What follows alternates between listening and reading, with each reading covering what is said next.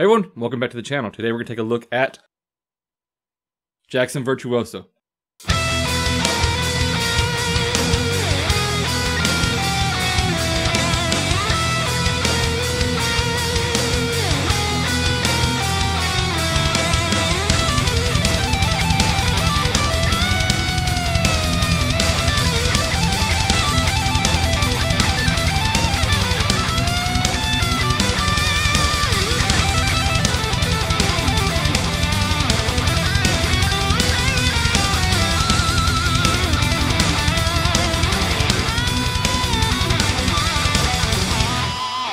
Okay, so in that little short clip at the beginning, you got to listen to this with Eric Rutan cab IRs, and to the, you can't see it over here, it's the PV Invective mini head and a Maxon 808. So this guitar, we're going to have a conversation about, because when I do these videos, I may seem overly picky to some people, but that's because I want you to know the experiences I have and the things that I find on these instruments. Perhaps you don't have the same problem when you go buy one. I don't like being picky, but that's just the thing. I don't want it to be bad on somebody like you. If I say, hey, this is cool, and you go check it out, and you're like, man, that guy doesn't know what he's talking about. If I say it's bad, and you go check it out, and you're like, ah, he doesn't, you know. I want to tell you what I find. So back to this guitar. This is a $2,000 instrument, right? Soft shell case. You get an alder body, roasted maple neck. Well, actually, you get a 5-piece neck, roasted on 3 pieces, and then 2 thin strips of just regular maple. Satin black finish, 1 volume, 1 tone. 3-way switch. Floyd Rose, 1500.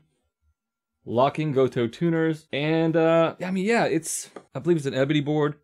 I don't think there's stainless steel frets. Now that brings me to one of my 2 major gripes with this, but this one is not as bad as the other one, but we're going to go ahead and get into this one first. The fret ends do not feel like a $2,000 instrument. It doesn't affect the way it plays. For example,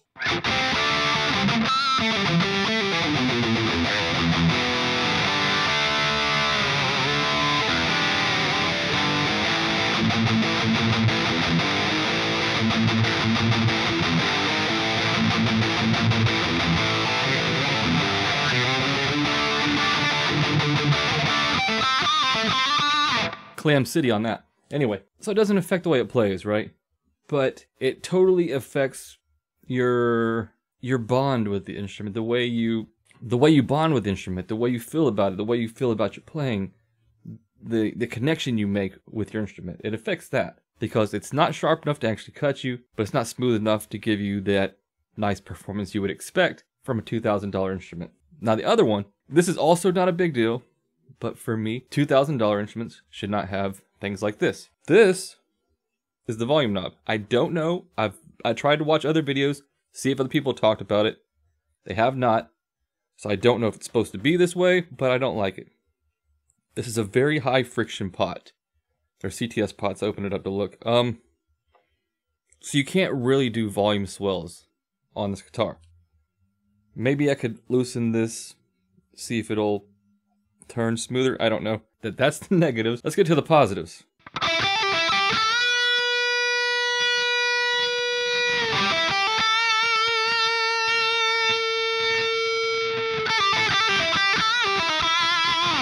It's got some decent sustain.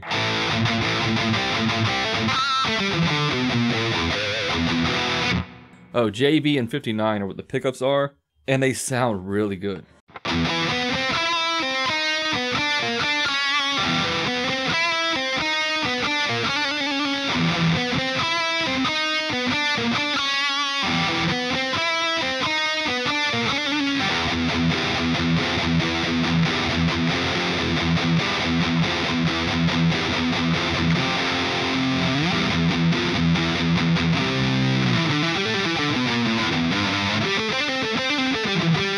That was a neck pickup at the end there.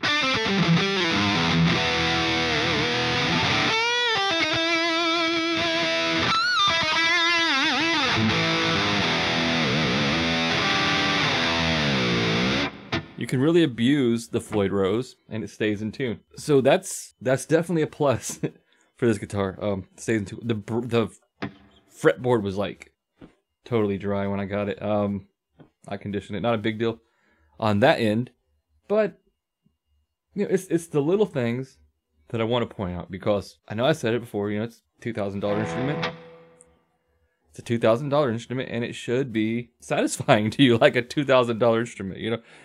Because when I got it, it didn't feel like a $2,000, it felt like a $500 instrument, which is very discouraging, to say the least, when you get it in your hands. So I'm hoping they can work with me on that. If they don't, then you won't see it on the channel anymore, and you will probably see an SG standard. I don't know.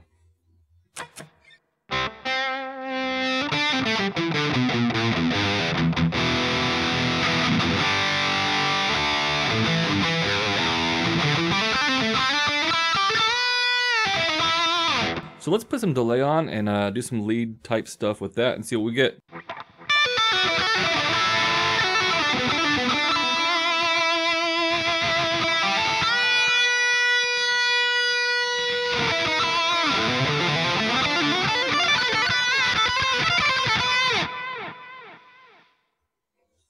I also want to show you this. Okay, so this is the Music Nomad system for doing your setups. Alright, when I got this, the action was like stupid high, like you're going to be playing slide guitar on it. It's what they call their medium high. So it was like 0.07 if you use that measurement, or it was 1.75 if you use that. So that tells you where it was at. I got it down to the low medium, which is 1.5 or 0.06. And in doing that, it really did not introduce much buzz whatsoever, which a lot of guitars cannot go to 0.06, which is really, really good for this guitar that it could do that. As well as the neck straightness, 0.006 is what they suggest. Means you have a fairly straight neck.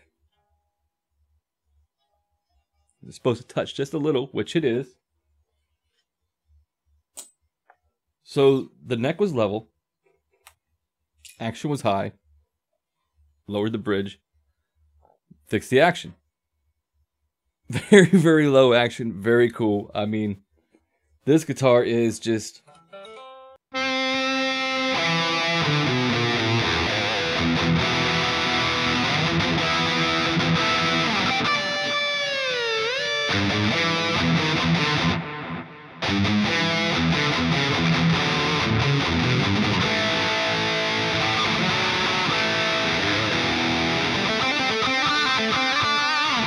Another thing to point out, it is a satin finish, and if you are against satin finishes, you will be against this guitar. It's eventually going to get shiny where you play. A lot of times I don't like that, but then it's kind of been growing on me lately, like when I see it, because it shows, okay, you know, he likes that guitar. He plays that guitar. You can see he plays it a lot. It's got the shiny spots. But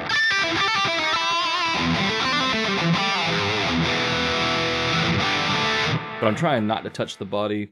That's why I got the long sleeves on and everything. Just in case this does have to go back or something's going to happen, I don't want to shine it up and make the company get mad.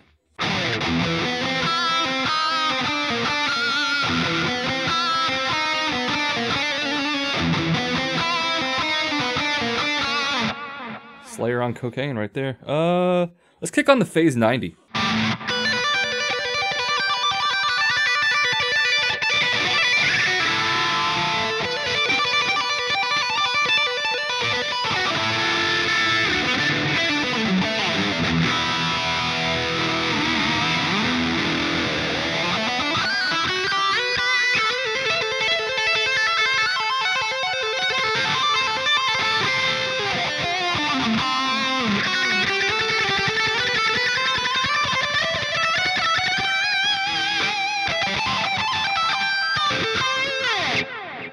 This is the Jackson Virtuoso, part of the USA series.